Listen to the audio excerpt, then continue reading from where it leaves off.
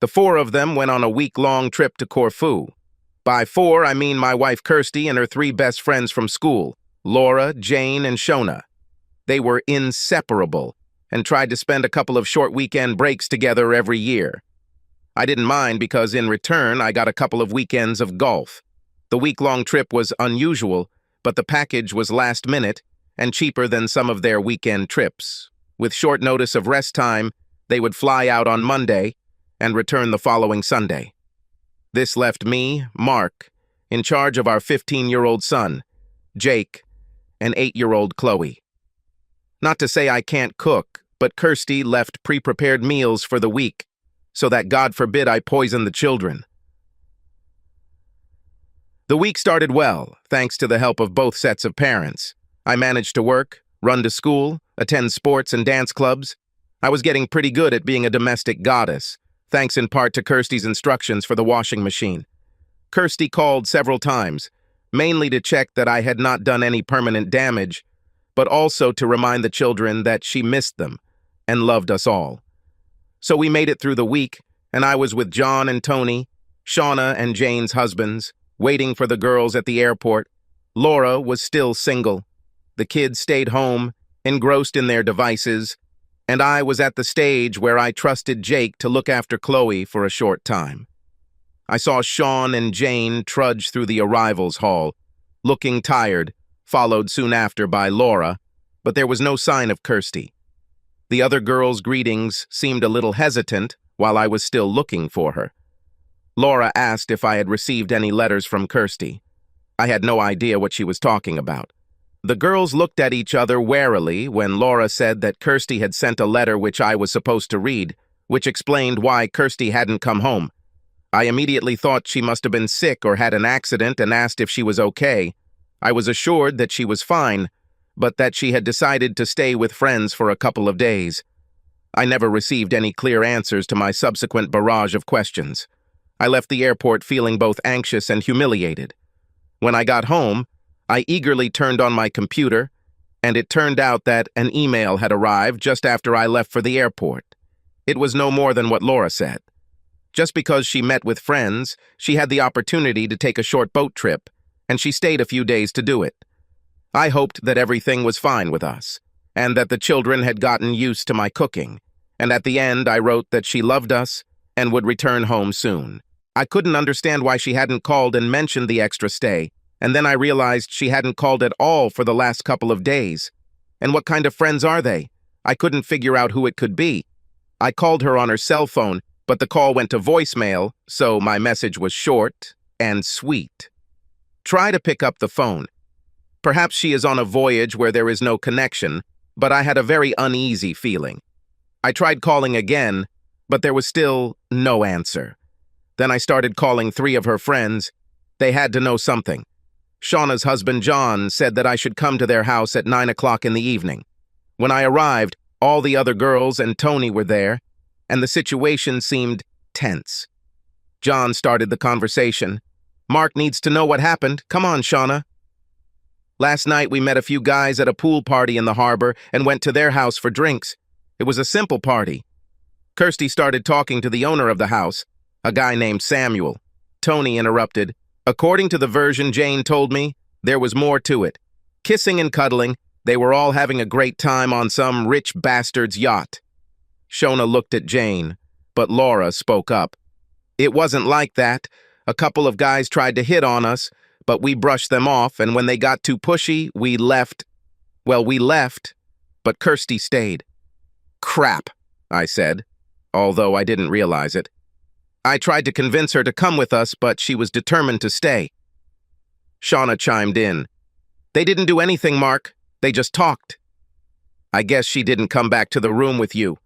Silence told me the answer. "She came back at lunchtime today and announced that she was staying for a few days, took her things, and left. We all screamed and yelled at her, but she was determined to leave.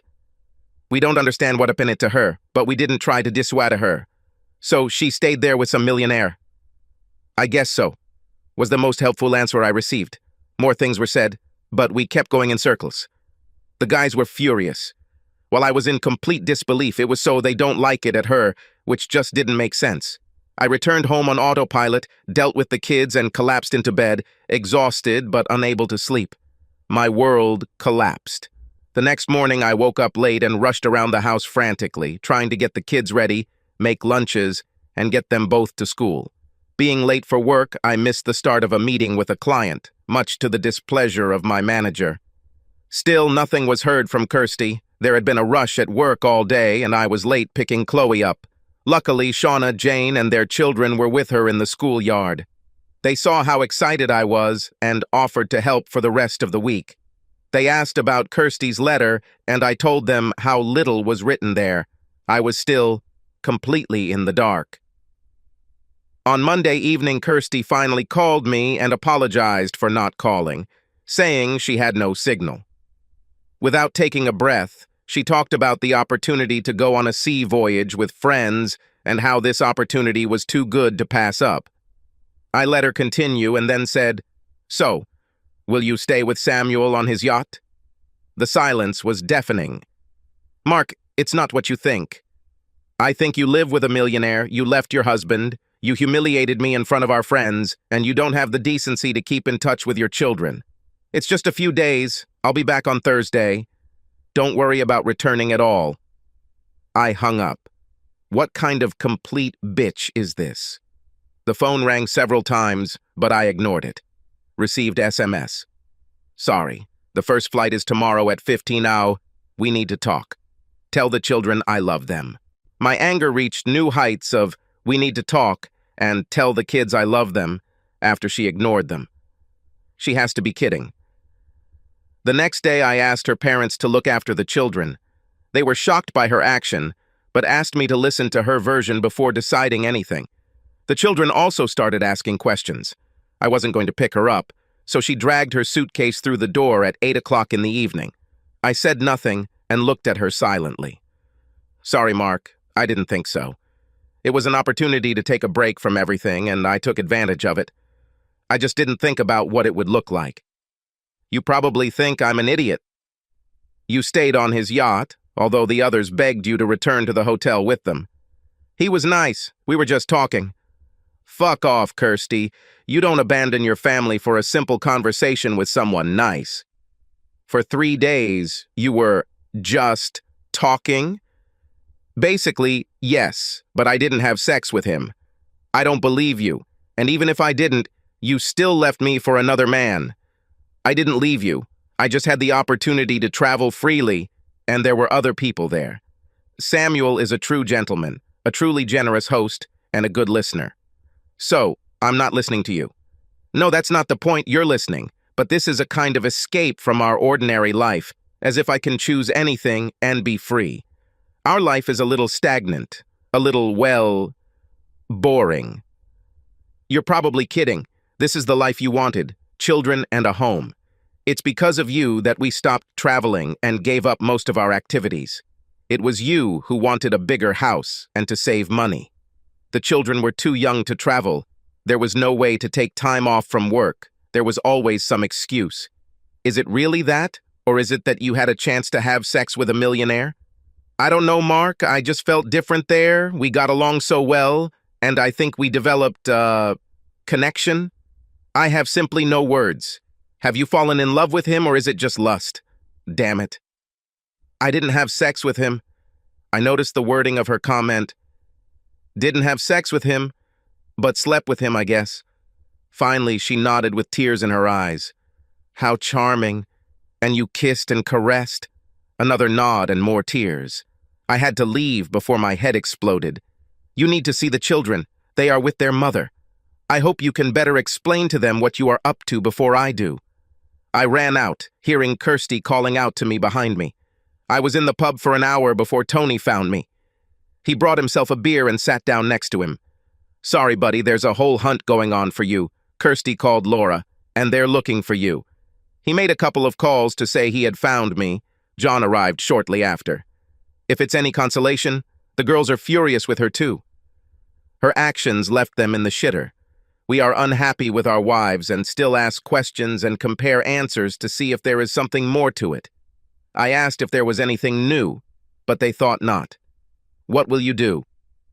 I have no idea. She seems to be in love with this asshole and lost in some kind of romantic fantasy. At that moment, my phone rang.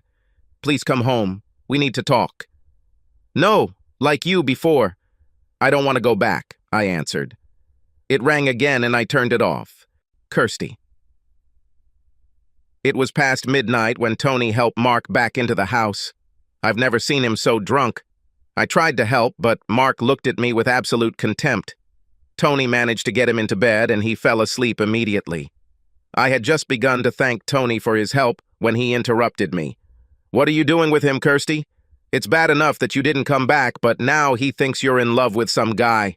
He deserves better. This is just cruel. Figure out what you want and stop tormenting him with your other boyfriend. With these words, Tony ran away.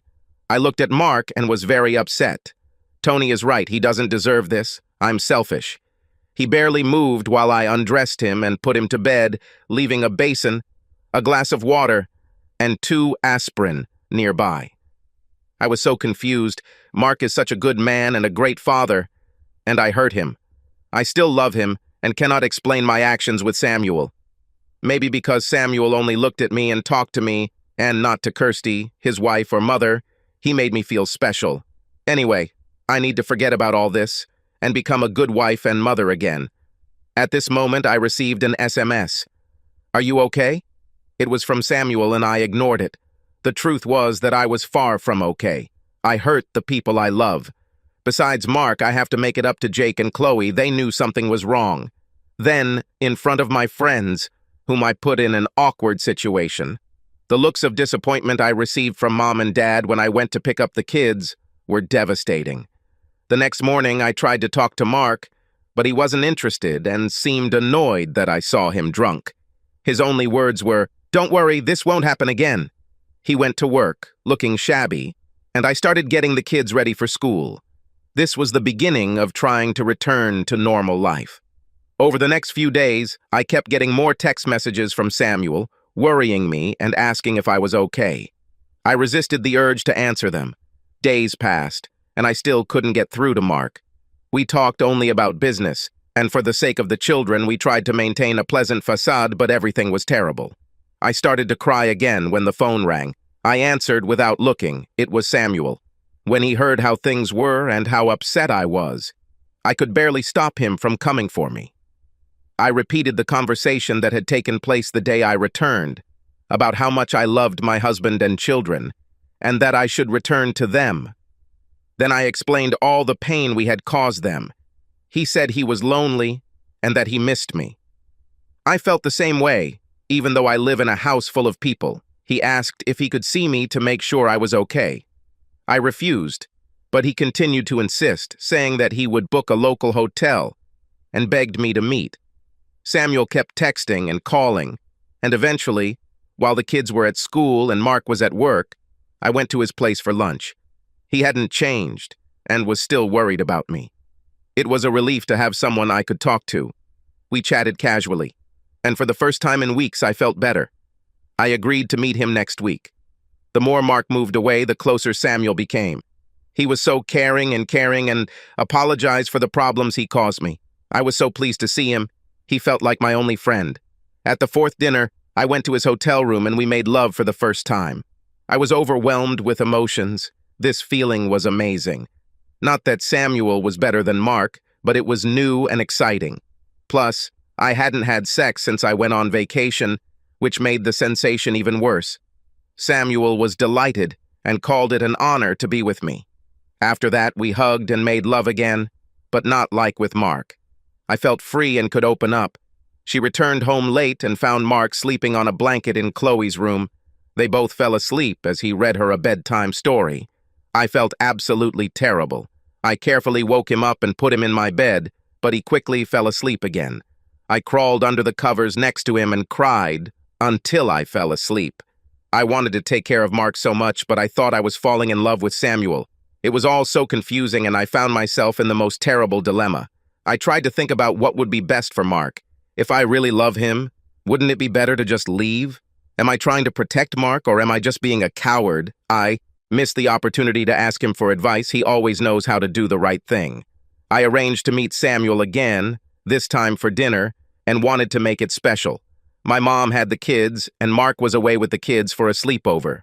I found my little black dress, stiletto heels, and bought new stockings. The dinner was wonderful, and we talked about elopement and possible divorce. He has money, so it's not a problem, and he can help with the lawyers about custody. When I said I couldn't leave because of the kids and school, he immediately suggested we find a place nearby so we could be together. The sex was amazing. Samuel was not trying to quickly remove my dress. He liked my underwear and stockings. It was an absolute escape from my normal and now depressing life. I returned home at midnight and was horrified to see Mark's car at the entrance. When she came in, he was holding a stocking bag in his hand. Is this for him? I couldn't deny it and nodded through my tears. So it's hardly platonic. You're dressing for sex. You have never offered me something so pleasant for him. Let's see. You always said that I should be enough of you without fancy makeup and lingerie, and that you should feel comfortable. So he gets more from you than I ever got. I couldn't think of how to respond, having no idea why I didn't do it for Mark. Perhaps because of the power or control in the marriage, or the fact that I am a wife and mother, not a lover. Do you think our whole marriage is boring or just our sex life? Are you doing things to him that you wouldn't do to me? It's not like that, Mark. I can't explain it. You're not boring in any way. I really couldn't explain it. Mark always wanted to be more sexually adventurous, but I held back and rejected what he suggested. That's the whole difference. It's comfortable with me, but he excites me. Now you are making an effort, but not for our sake. How much effort did you put into flirting and dinners? I didn't like the truth in his words. Now it seemed so smug and stupid, because if I had put in more effort, I might not have looked for another. There is not much difference between Mark and Samuel. The difference is in me and how I behave with them. Stuttering, I apologized and ran to the bedroom, locking the door. I expected Mark to knock her out and throw me out, but he didn't. This is a complete disaster, I called Samuel in a panic. He, making sure that I was safe, invited me to go to him. I decided that my life was now purgatory, and Samuel was my only way out. The next morning, I found Mark in the kitchen, sleeping in the spare room. I'm sorry, Mark. I ruined us and I can't fix it. I think we should try to break up. I need time to find myself, to understand what I need. Mark saw right through me. It's because of him, isn't it? You go to him. Have you been communicating with him all this time? I sighed. Yes, for quite a long time. I need to sort out my feelings for him and for you. For both of you. Yes, but you will figure this out in his bed, so the decision has already been made. Everything is wrong. I love you, but I ruined everything, and in fact I got confused in everything, in all emotions. I need to check if everything is real with him. Well, you can tell the children. I myself have no idea how to explain your actions. I'll tell them it's a short vacation. Don't be stupid. They'll be waiting for you to come back. But I really can come back. Mark looked at me incredulously. What makes you think that it depends on you? In any case, I want you to leave tomorrow and never come back. What about children and school? Seriously? You ruin our lives and decide that now this is what is important. That I, as usual, will come up with something, and you blame it on another fun thing. Go and find yourself. Most likely, you will find yourself in his bed. I was confused. It never occurred to me that Mark would snatch the decision out of my hands. In parting, he said, "Tell the truth to your family and friends, I won't lie for you." I left the next day. Packing was terrible. It felt wrong, like a mistake. But I had burned my bridges with Mark, and Samuel was so excited that I was coming to him. I looked around the house one last time. Mark is right. His idea was mine, and I love this house. But even if I get it back in the divorce, I ruined our happy home. I told the children that this was a trial separation, but it did not cause shock. They knew that something had happened. It was much more difficult to tell Mom and Dad. Mom just cried and asked me not to do it, but Dad could barely look at me, shaking his head. I went to Samuel's hotel. Usually, being with him made me feel better, but not this time. We stayed there for a couple of days before he asked me to leave. We returned to his yacht in Corfu for a couple of weeks. The sex was great, but I missed the kids and home. I didn't sleep well, and of course, felt guilty. I often wondered what Mark does and how he copes with everything. We made plans for my divorce. Samuel dealt with lawyers who contacted Mark, and we found a luxury apartment near the school that we could rent until the divorce and the house were resolved. I tried to call my friends, but they were not interested. Jane and Shona were still on shaky ground with their husbands and had no interest in getting to know Samuel or communicating. Shona summed it up. We will support Mark and the children, and if you are not in the group for a while, it will be better. I was furious. They are my lifelong friends, not Mark's. Laura, my best friend, was even worse. She couldn't come to terms with the fact that I left a man like Mark. I was very angry. When the kids mentioned the next barbecue at the neighbor's house, I insisted to Samuel that we go there because I had as much right to be there as Mark. When we arrived, everyone was already there, including Mark and the children. Jane immediately asked us to leave. What a friend you are. I broke up with Mark and not with everyone else. Jane did not waste time and answered sharply, Maybe, Kirsty, but do you really want to rub your family's nose in the fact that you abandoned them and now you've come here with your new boyfriend? Samuel tried to drag me away.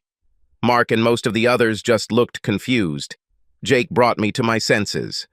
Just leave, Mom. You're upsetting Chloe.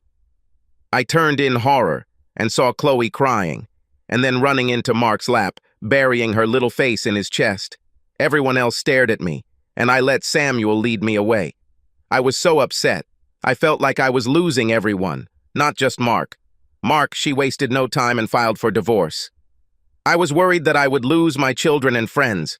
Jesus, I'll be one of those weekend dads, slowly losing touch with their kids, desperately trying to find something to entertain them, anything to get them into their dreary apartment. I've heard all these horror stories, and her new man has enough money to legally bury me and impress the kids. I was terrified to hear about the kids' first trip on his damn yacht. Thankfully, Tony and John turned out to be great friends, and to my surprise, Laura, Shona, and Jane were fantastic, helping with childcare, even coming with food and checking I was okay. The divorce went on as usual. Financially, everything looked as if everything could be easily divided in half, but the children became a stumbling block. Kirsty was expecting primary custody and the right to live with them in our home. They were happy to buy him from me. For her new man, money is not a problem. His lawyers were so arrogant that they expected me to accept what they gave me and still be grateful. Everything changed when my lawyer pointed out that Kirsty had effectively abandoned the children during her long holiday.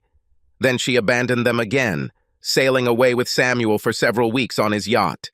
Her lawyers tried to argue that she knew that the children were being cared for. My lawyer agreed, adding, they were definitely cared for by their primary caregiver and the only constant presence in their lives. Moreover, Jake insists that he wants to live with his father, and Chloe insists that she wants to stay with Jake. I didn't let the kids know about this, but I was very proud of the way Jake looked after Chloe during this whole sad process. I tried to protect them from the worst, but I couldn't protect them completely. They spent a lot of time with Tony and John's children, which was very beneficial for them. Tony's house has a granny annex where we often spent the night. The kids always had a great time. The routine and simplicity of close friends helped a lot. His lawyers must have been worried, because the next offer was joint custody.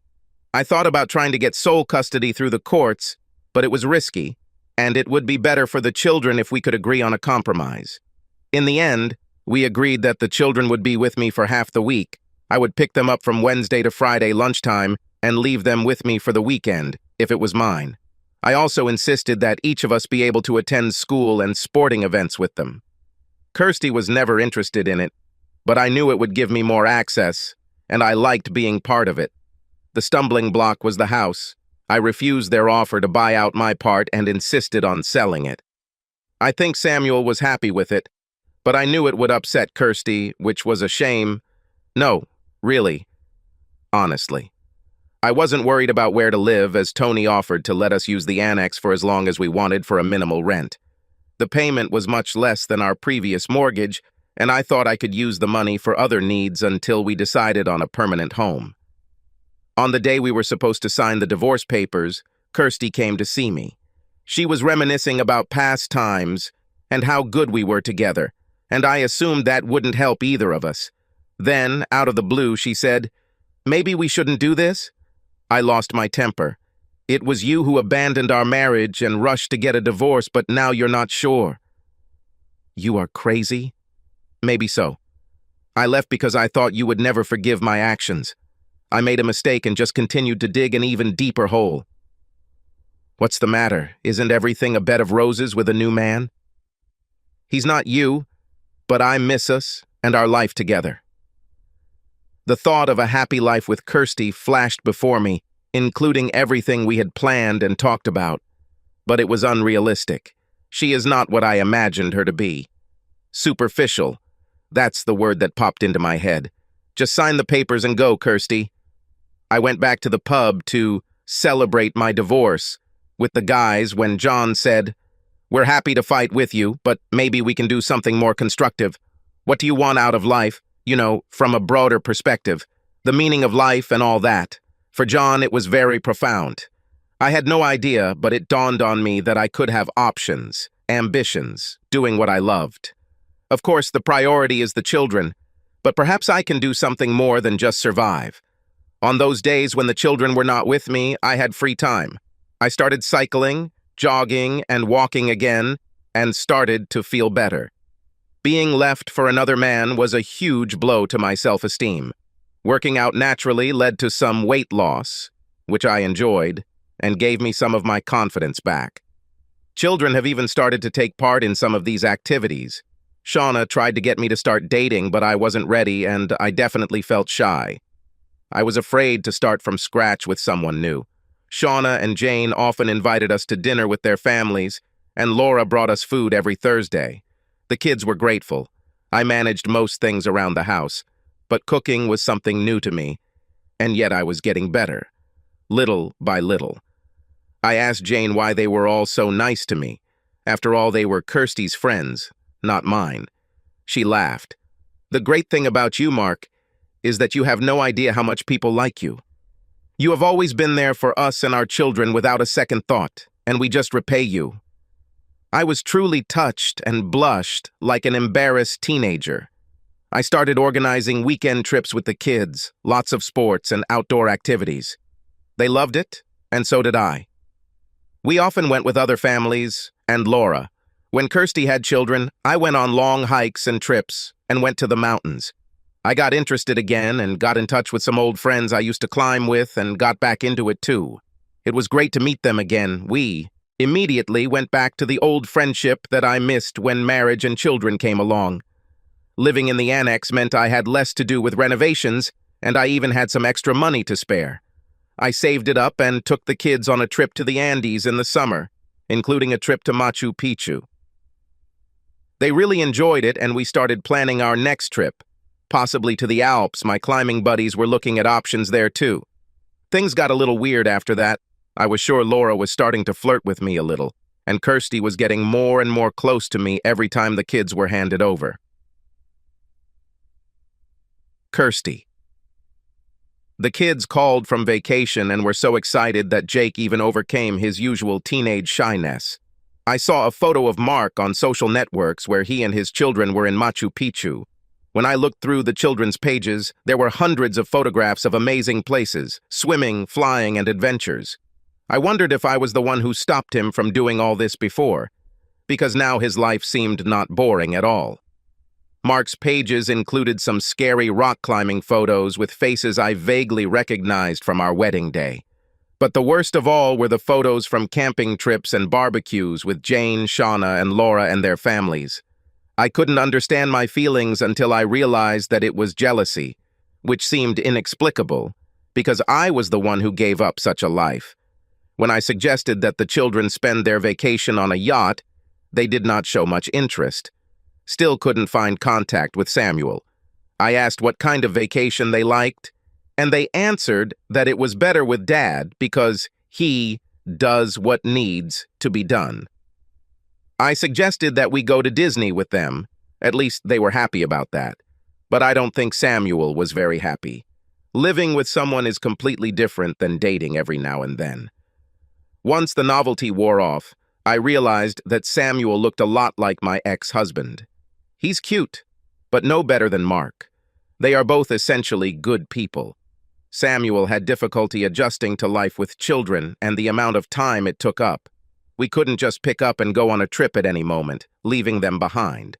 And they were not at all interested in city trips, elegant restaurants, and hotels that Samuel was used to. He tried very hard, but began to resent that he had to adjust everything to my old life. I missed my friends and family.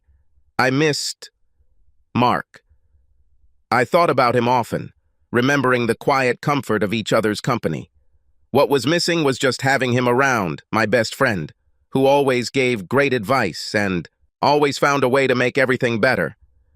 My intuition told me that Mark was the one I truly loved, the person who carried me through the difficult periods of my life. It was a terrible time right now, but Mark wasn't there to help me. I threw it away. This realization was quickly followed by tears. I went to drop off the kids, and Laura was there. I was glad to see her. Out of everyone, she was my closest friend. But we hadn't talked for so long. The children ran inside. Laura said she had dropped off food, and I thanked her for helping Mark with the kids, saying she was a good friend. She joked that he had always been a terrible cook. We asked each other how things were going and responded politely. I saw her hesitate before saying, "I don't understand why you did this. I was always protective of you until Mark came along, but together you guys were perfect. Then children made you complete, and I was so jealous that you had everything I always dreamed of, and then you threw it away." I had a hard time finding what to answer. I don't know. I got confused, got caught up in something, and couldn't get out until I realized I was in too deep. "Well, I hope your loss is to my benefit." "What do you mean?" "I always joked that if I had seen it before you, I would have taken it for myself." "Well, I'm serious. We always got along and had fun. He's still in pain, but I'll help him get back." "You mean you and Mark?" "Of course, if he accepts me. He's so much better than any of my previous boyfriends. You're crazy to kick him out." But you can't." I can and will do it. Next weekend we are going camping. Look, it's better for all of us. We are friends, and we can deal with the children among ourselves. It will be much easier than an evil stepmother who will scold you at every opportunity. I felt tears of disappointment and jealousy in my eyes as I watched Laura leave. Did she really take the first step so quickly? I wiped my eyes and entered the annex. The kids ran to their rooms, no doubt immersed in their phones or laptops. I smiled. Mark was in the kitchen, trying to heat up Laura's food. He looked fit, handsome, and was completely discouraged by the microwave. I asked if we could talk. He looked slightly puzzled, but nodded towards the table. "Mark, what would you advise a friend if he made the biggest mistake in his life and didn't see how to correct it?" "It's hard to say without knowing what the mistake is." "Isn't it obvious?" He shifted uncomfortably. I'm sorry about all this. I want to go back." He looked truly shocked. "To be honest, Kirsty, you did me a favor. Doing everything for you and our marriage, I lost myself. Now I like my life. Traveling, communicating with children and friends. I worked to provide for our family, and now I started doing what I love, and this is just the beginning. Anything is possible. You said you needed to find yourself. Well, I guess that's what I did. I found something, maybe myself. But what if you had it all, and someone special to share it with? Does Samuel know about your sudden change of heart?" I shook my head. "So you're still hedging your bets?" "I thought I was too boring for you. Has the excitement gone with him?" "I never said that, and now you're making fun of it. If there's one thing I regret, it's holding you back and not giving you everything. That passion for life that you have shines through. I'll beg you if it helps." Mark took a deep breath. "No, it won't help. The consequences for the children and for me are too strong. I realized that I don't know you, and I can never trust you again. For the sake of children, we can be polite, but no more. I tried to leave before the tears turned into a stream. Despite all my efforts, I was upset again when I returned to the apartment. Samuel saw how upset I was and asked what happened. All I could say through my tears was, "Mark." If I expected consolation, I was sorely mistaken. Samuel looked through me. "You still love him, don't you?" I couldn't think of what to answer, barely holding back tears. Samuel took his coat off the hanger and quietly left. He returned a few days later, but only to pick up his things. He never returned, and I never tried to contact him. Before I had a chance to try to contact Mark again, it became clear that he and Laura were a couple. Every time I dropped the kids off, she was there, and I have never seen her happier. Mark looked at her the same way he used to look at me. He and the kids revolved around her. I couldn't even hate her. She's a wonderful person, and they made a great couple. I tried my best to be happy for them, but again, I fell into despair. It seemed to me that Laura was stealing my life. The apartment lease expired, and I moved back to my mother, if we talk about life in the past. Meanwhile, my ex-husband was living the life I dreamed of with my best friend, and I watched it all from the front row. I am alone in this world and feel completely lost. That girl's night out, the decision to go on a date, being talked into going to a party, the extra drink, the conversation with Samuel. Any of 100 small decisions could have prevented all of this. I can blame 1,000,000 decisions, but each of them was my own. I am to blame for everything. Mark. So, betrayed by my wife and expecting the worst, in the end, everything turned out just fine for me. Why did this not become the disaster that is written about in the literature? It was my good friends and family who supported me that made the difference. I was amazed at how well the children handled the situation. I hope we instilled good values in them that will help them get through life's ups and downs. I was lucky to have Laura, but she insists otherwise, describing us as the crown of her fairy tale. I also found something in myself, a quiet strength, to remember who I was, and it wasn't dependent on another person's opinions or actions. I also managed not to hate Kirsty, at least not for long. Of course, I didn't like her for a while, but even if that feeling passed, revenge would ultimately hurt me or the children. Laura is sure that I received the ultimate revenge, a life well lived. Subscribe to our channel so that your second chaff doesn't cheat on you, and go ahead and listen to the next story, because this story is nothing compared to the next one. If you're under 18, don't even think about listening to the next one.